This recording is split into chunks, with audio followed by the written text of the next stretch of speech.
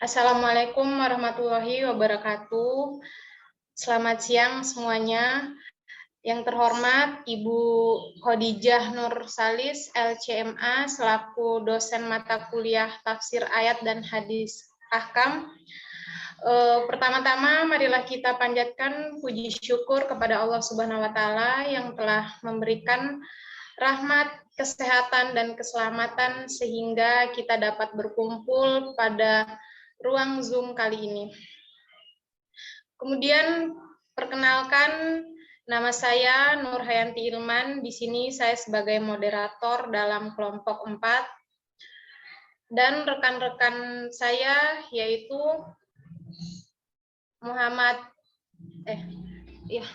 Ari Sabta Pribowo, Aurel Friski Sanjaya, Iksan Fatur Rahman, Muhammad Fikran, dan Tasya Priya Anggraini. Adapun tema makalah yang akan kami bahas yaitu tentang menundukkan pandangan dan hijab. Oke, baik teman-teman, langsung saja yang akan menjelaskan materi pertama, saya persilakan Ari Sabta Pribowo. Kepada Aris, dipersilahkan. Terima kasih buat moderator. Jadi saya akan membacakan ayat Al-Quran dan terjemahan dari surah An-Nur ayat 30 sampai 31 yang berbunyi, Ulil mu'minina yaguddu min absorihim wa yahfazu furujahum zalika azka lahum innallaha khabirum bima yadna'un.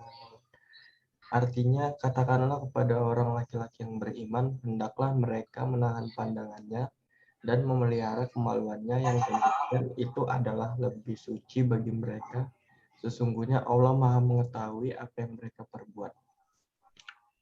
Dan saya akan membacakan dari surah An-Nur ayat 31 yang berbunyi, wa kullil mu'minati yaghdudna min absarihinna wa yahfazna furujahunna wa la yubdina zinatahunna illa ma zohara minha wal yadribna bihumurihinna ala juyumihinna wala yubdina zinatahunna illa libu'ulatihinna au abaihinna au abaibu'ulatihinna au abnaihinna au abnaibu'ulatihinna au ihwanihinna au bani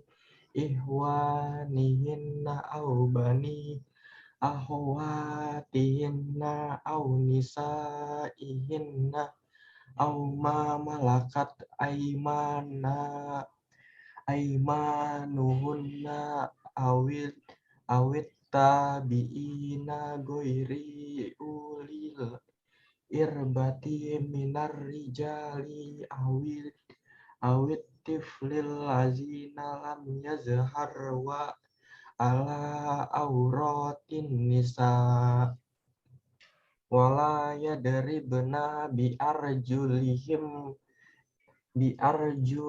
biarjulihinna liyu'lama ma yukhfina min zinatihinna wa tubu ila Allahi jami'an hal mu'minuna la'allakum tuflihun, yang artinya, katakanlah kepada wanita yang beriman, hendaklah mereka menahan pandangannya dan kemaluannya, dan janganlah mereka menampakkan perhiasannya kecuali yang biasa nampak daripadanya, dan hendaklah mereka menutupkan kain kudung ke dadanya, dan janganlah menampakkan perhiasannya kecuali kepada suami mereka atau ayah mereka atau ayah suami mereka atau putra-putra mereka atau putra-putra suami mereka atau saudara laki-laki mereka atau putra-putra saudara lelaki mereka atau putra-putra saudara perempuan mereka atau wanita-wanita Islam atau budak-budak yang mereka miliki atau pelayan-pelayan laki-laki yang tidak mempunyai keinginan terhadap wanita atau anak-anak yang belum mengerti tentang aurat wanita, dan janganlah mereka memukulkan kakinya agar diketahui perhiasan yang mereka sembunyikan, dan bertaubatlah kamu sekalian kepada Allah, hai orang-orang yang beriman, supaya kamu beruntung.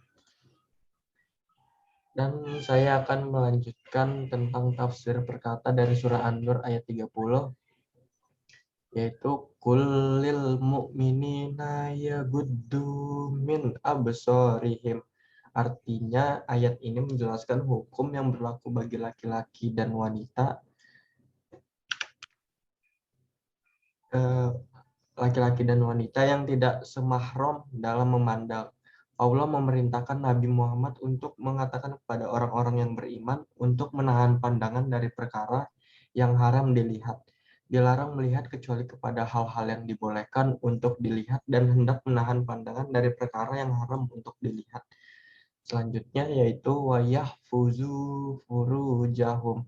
Ayat ini memerintahkan agar memelihara kemaluan dengan mencegah dari perbuatan keji atau dengan memelihara dari terlihat dari seseorang, atau mencegah diri dari perbuatan zina. Maksud dari zina dalam ayat ini adalah zina kemaluan yang termasuk salah satu dosa besar yang mesti dijaga untuk menghindarinya.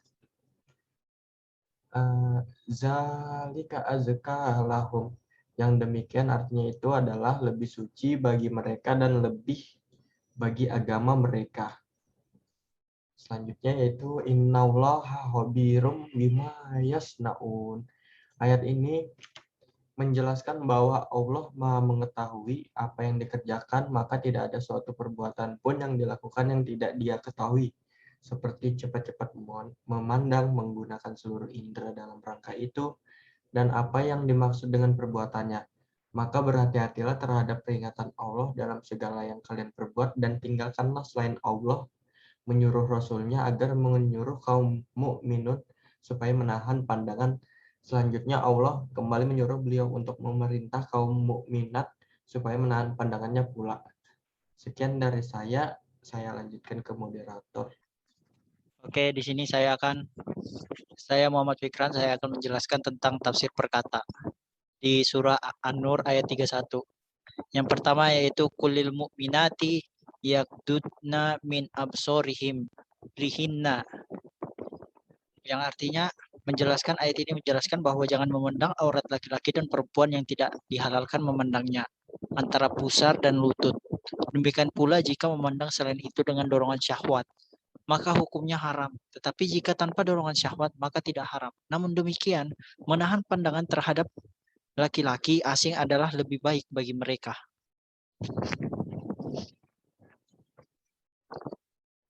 Selanjutnya, wayahfazna furujahun.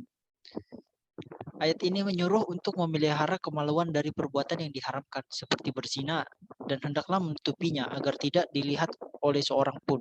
Ayat ini menyuruh untuk memelihara kemaluan dari perbuatan yang diharamkan, seperti berzina, dan hendaklah menutupinya agar tidak dilihat oleh seorang pun.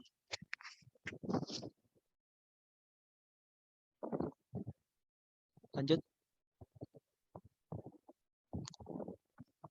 Wala yubdina zinatahunna illa ma zoharo minha. Ayat ini menyuruh untuk tidak menampakkan sedikit pun dari perhiasan kepada laki-laki asing, kecuali apa yang biasa nampak dan tidak mungkin disembunyikan, seperti cincin, celak mata, dan lipstik. Maka dalam hal ini tidak akan mendapatkan siksaan. Lain hal jika menampakkan perhiasan yang harus disembunyikan, seperti gelang tangan, gelang kaki, kalung, mahkota, selempang, dan anting-anting. Karena semua perhiasan ini terletak pada bagian tubuh, yaitu hasta, betis, leher, kepala, dada, dan telinga, yang tidak halal untuk dipandang, kecuali orang-orang yang dikecualikan di dalam ayat.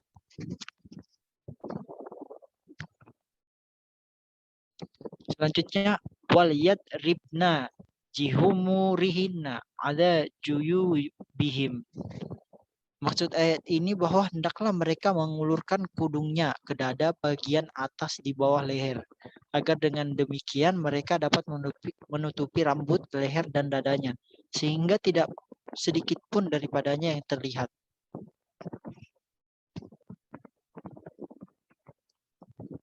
Lanjut. Selanjutnya, wala yubdina zinatahunna illa libu, yang wala yubdina zinatahunna illa libuulatihinna aw abaihinna aw abai buulatihinna aw abnaihinna aw abnai buulatihinna aw ihwanihinna aw bani ihwanihinna aw bani akhawatihinna. Ayat ini memerintahkan untuk mengatakan kepada wanita mukminat, hendaklah tidak menampakkan perhiasan yang tersembunyi ini kecuali kepada suami, karena sesungguhnya para suami yang dituju dengan perhiasan itu dan para istri diperintahkan mengenakannya untuk kepentingan, sehingga berhak memukulnya jika para istri mengenakannya, sebagaimana berhak untuk melihat seluruh tubuhnya atau kepada bapak istri atau bapak suami atau mertua atau putra mereka atau putra suami atau saudara perempuan, putra saudara laki-laki atau putra saudara perempuan, karena seringnya bergaul bersama dan jarang terjadi fitnah atau godaan.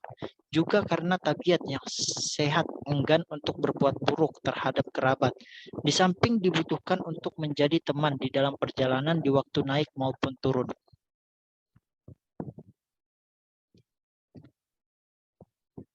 Kata selanjutnya yaitu aunisa ihinna, yang artinya atau para wanita khusus di dalam pergaulan dan pengabdian. Lalu auma malakat aimanuhun.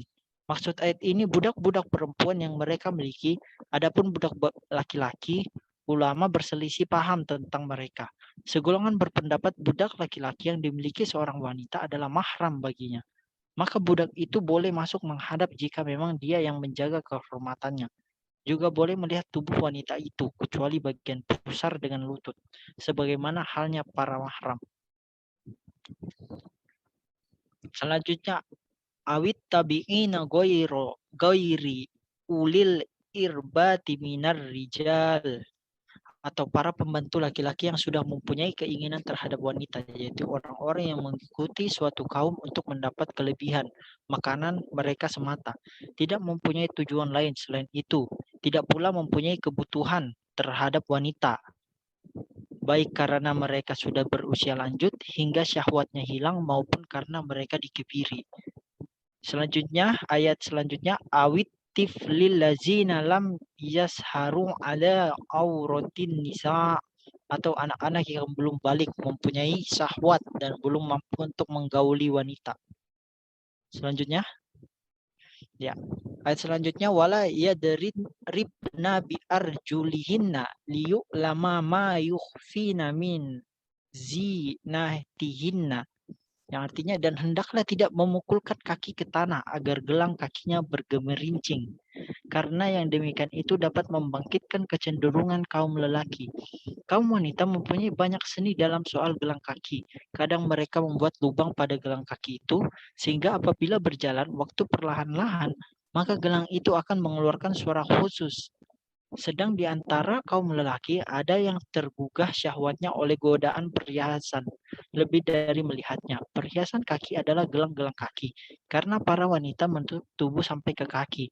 Maka mereka menghentakkan kaki itu untuk menunjukkan perhiasan yang ada di balik pakaian yang menutupi pergelangan kaki mereka. Ayat ini menunjukkan bahwa wanita harus menutupi kaki mereka sampai tumit. Ayat selanjutnya, watubu ilallahi jami'an ayyuhal mu'minuna la'allakum tuflihun. Kembalilah wahai orang-orang yang beriman, taat kepada Allah dalam mengerjakan perintah dan larangannya, seperti menahan pandangan, memelihara kemaluan, tidak memasuki rumah orang lain tanpa izin dan salam. Mudah-mudahan kalian mendapat kebahagiaan di dunia maupun di akhirat. Ya, itu aja dari saya kembalikan ke moderator. Oke, selanjutnya yang akan menjelaskan Iksan Fatur Rahman. Kepada Iksan, saya persilahkan.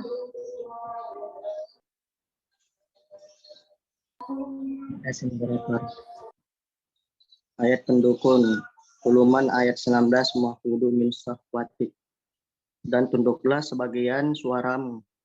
Di sini tidak berarti kita harus membangkum mulut sehingga tidak dapat lagi berbicara. Dengan demikian, yang dimaksud dengan mendudukkan pandangan adalah menjaga pandangan tidak dilepaskan, dilarangkan begitu saja tanpa kendali dengan syahwat sehingga dapat memicu pelakunya laki-laki atau perempuan untuk pemikiran dan berpendidikan asusila. Al-Azab ayat 59, yaitu Nabi Nabi, katakanlah kepada istri-istrimu, anak-anak perempuan dan istri-istri orang mukmin, hendaklah mereka mengeluarkan jilbab ke seluruh tubuh mereka. Yang demikian itu supaya mereka lebih mudah untuk dikenal, karena itu mereka tidak diganggu. Dan Allah adalah Maha Pengampun bagi Maha Penyayang. Terima kasih. Diserahkan ke moderator ya. Oke, terima kasih. Selanjutnya, makna global. Mengutip Gad Al-Basar, menahan pandangan dalam perspektif Al-Quran, tulisan Akbar HS 2016, pandangan yang diharamkan contohnya adalah memandang lawan jenis yang bukan mahram tanpa adanya keperluan yang membolehkan untuk memandang orang tersebut. Terkadang perzinaan diawali oleh pandangan yang diharamkan. Pandangan tersebut akan menimbulkan khayalan dan keinginan terlarang dalam pikiran dan hati. Khayalan ini kemudian mendorong seseorang untuk melangkah lebih jauh, bahkan dengan melewati jalan-jalan yang dilarang dalam syariat Islam. Selanjutnya, saya persilahkan Fikran.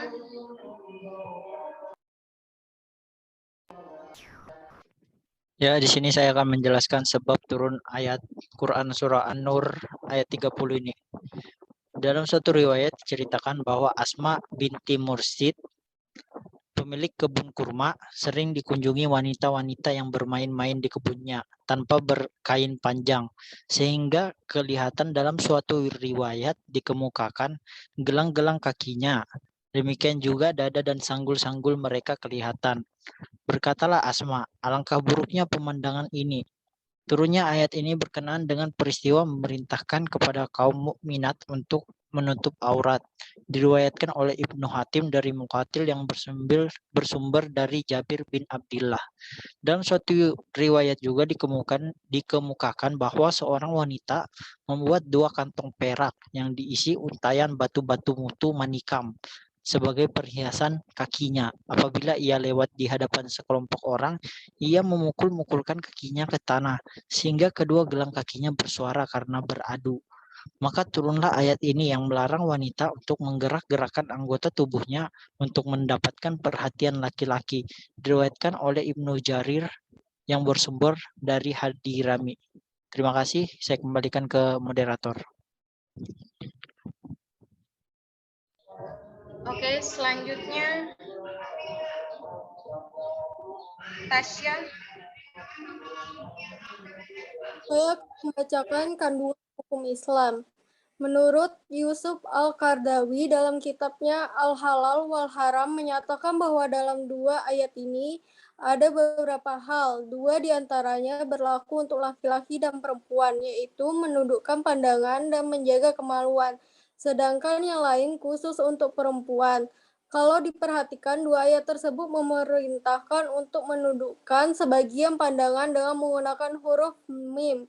Tetapi dalam hal menjaga kemaluan, Allah Subhanahu wa taala tidak menggunakannya. Misalnya wa yahjahu min furuzihim, atau dan menjaga sebagai kemaluan. seperti halnya menundukkan pandangan yang Allah Subhanahu wa Ta'ala masih memberi kelonggaran walaupun sedikit, guna mengurangi kesulitan dan melindungi kemaslahatan. Menurut Al-Qardawi, bahwa yang dimaksud dengan menundukkan pandangan bukanlah berarti memejamkan mata dan menundukkan kepala ke tanah, karena merupakan hal yang sangat sulit, bahkan tidak mungkin dilakukan. Hal ini sama dengan menundukkan suara seperti yang disebut dalam Quran surah Luqman ayat 19, yaitu wahduh min sahti, dan tunduklah sebagian suaramu. Di sini tidak berarti kita harus membuka mulut sehingga tidak dapat lagi berbicara.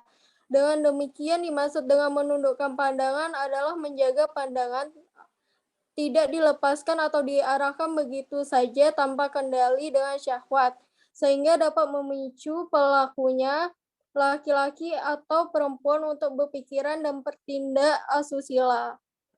Saya kembalikan ke moderator.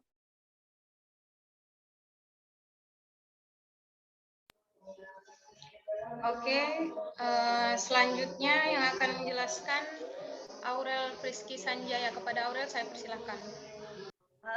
Al-Qaradawi menegaskan bahwa pandangan yang terjaga adalah apabila memandang kepada lawan jenis tidak mengamati secara intens keelokannya dan tidak lama menoleh kepadanya, serta tidak melakukan pandangannya kepada sesuatu yang dilihatnya itu. Terkait dengan hal ini, disebutkan riwayat Ahmad dalam musnadnya yang bersumber dari Abu Hurairah RA. Dijelaskan bahwa Rasulullah Shallallahu Alaihi Wasallam bersabda, setiap keturunan Adam dan bagian yang dianggap sebagai zina, kedua mata dianggap berzina, dan zinanya adalah melihat kepada yang haram. Kedua tangan dianggap berzina dan zinanya adalah menyentuh kepada yang haram. Kedua kaki dianggap berzina dan zinanya adalah berjalan ke tempat yang haram. Mulut dianggap berzina dan zinanya adalah mencium kepada yang haram. Sementara hati berkeinginan dan berkhayal melakukan zina itu, dan kemaluan pun membenarkannya atau mengingkarinya. Saya kembalikan kepada moderator.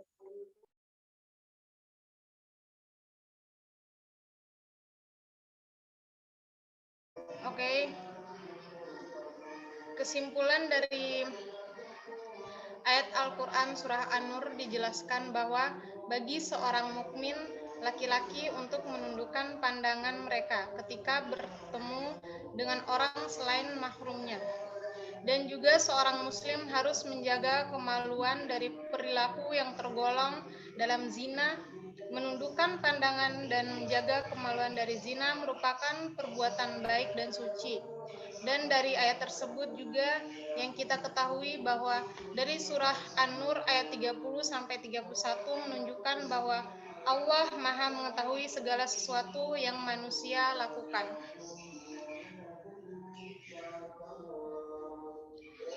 Oke, demikian presentasi dari kelompok kami. Mohon maaf atas kekurangannya. Terima kasih. Wassalamualaikum warahmatullahi wabarakatuh.